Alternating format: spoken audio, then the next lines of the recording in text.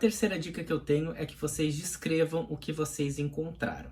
O que é isso? São os resultados do trabalho de vocês, que é o ponto mais importante do artigo científico, os resultados que vocês obtiveram. Os resultados eles vão ser a alma do artigo, pois vai refletir os avanços que aquela pesquisa trouxe a determinado assunto, além das novas descobertas. Usualmente ela vai ser a primeira seção do artigo a ser escrita. Por quê? Porque vocês já devem ter a metodologia e a introdução feita do projeto de vocês. Então, usualmente a gente vai começar pelos resultados, considerando que a gente já tem a metodologia introdução do projeto feita, e depois a gente vai reestruturar e reescrever a introdução e a metodologia, como eu falei nas dicas 1 e 2 dessa aula. Nos resultados, no primeiro parágrafo, podem ser descritas informações que vão caracterizar esse grupo estudado, óbvio que isso aqui vai depender do tipo de estudo que está sendo feito, como sexo, idade, o número de pacientes, sintomas, se for relevante, e a partir do segundo parágrafo são apresentados os resultados sem interpretar eles. A interpretação, ela tem a ver com a discussão. Aqui é puramente um texto descritivo, em que vocês vão descrever os resultados que vocês têm, sem julgamento e sem discussão ainda. É importante também padronizar os números e evitar termos que não sejam não técnicos. Resumidamente, os resultados ele tem que ter uma descrição lógica, direta e autoexplicativa do que vocês encontraram, sempre prezando pela imparcialidade. Às vezes a gente tende a ser um pouco mais tendencioso, mas em ciência a gente tem que ser imparcial. A gente tem que olhar aqueles resultados que a gente obteve de maneira imparcial, sem tentar tender para um lado ou para o outro. Inclusive, por causa disso, em alguns casos é indicado até o cegamento do examinador, por exemplo, para ele não tender a ser parcial por um determinado grupo ou por outro, dependendo do tipo de pesquisa que foi feita. Então é importante que o pesquisador tenha imparcialidade, isso vai garantir a qualidade daquela pesquisa que foi feita. Alguns pontos importantes dos resultados é que vocês sigam a ordem da metodologia. Conforme vocês escreveram a metodologia com uma sequência lógica e de preferência temporal, vai ter essa interpretação dos resultados, a estatística pode estar ali, se foi feita uma estatística nesse estudo, sempre lembrando que o que é importante descrever e o que é relevante discutir. Vocês podem ter vários dados que podem ser apresentados, mas não serem relevantes para serem descritos nem discutidos depois. Então não adianta também querer descrever tudo o que tem numa tabela que vocês obtiveram, se aqueles dados não são relevantes e nem vão ser discutidos depois. Então vai ser identificado e escrito esses resultados, que vai relatar os achados do estudo em sequência coerente com essa metodologia ou com a importância dessas informações. Ela pode ser complementada por tabelas ou figuras, que deve ser clara e autoexplicativa também, e não deve trazer informações redundantes com o texto. Lembrando sempre que as tabelas e figuras devem dispensar a interpretação das informações. A gente tem que olhar para aquela tabela, tem que olhar para aquela figura, ler a legenda e tudo mais, e conseguir interpretar ela independente dos resultados descritos na seção de resultados do artigo. Para a utilização de gráficos, que a gente vai identificar como figura usualmente no artigo, vai se variar entre barra ou coluna, histograma, dispersão, linha, pizza, box plot ou caixas. Aí tem um resumo de quando cada um deles é mais indicado. Barra é mais indicado quando for quantidade ou porcentagem, assim como pizza ou torta, que é mais indicado quando for uma proporção de um todo, de uma amostra, em categorias, por exemplo. O histograma ele é específico para dados contínuos, e o de dispersão é quando a gente está comparando medidas numéricas. O de linha é usualmente utilizado quando existe uma mudança, uma alteração ao longo do tempo de uma variável quantitativa, e o box plot ou caixas, que é esse do lado, é quando eu vou representar uma mediana e os quartis. Então, se o dado é por mediana, usualmente eu utilizo um gráfico de box plot. Se for a média, eu posso usar barras ou colunas, por exemplo, para indicar isso. As abreviações ou informações adicionais devem estar em notas de rodapé, utilizando símbolos naquela figura, naquela tabela. Aqui tem um exemplo de uma figura. Usualmente a legenda dela está abaixo da figura. É importante não repetir informação. O que está em figura está na figura. Não precisa ter 3 figuras indicando a mesma coisa, ou uma figura e uma tabela informando a mesma coisa. E aqui tem uma tabela, que usualmente a legenda da tabela está em cima. Lembrando que as tabelas, elas não são fechadas lateralmente, e o quadro ele é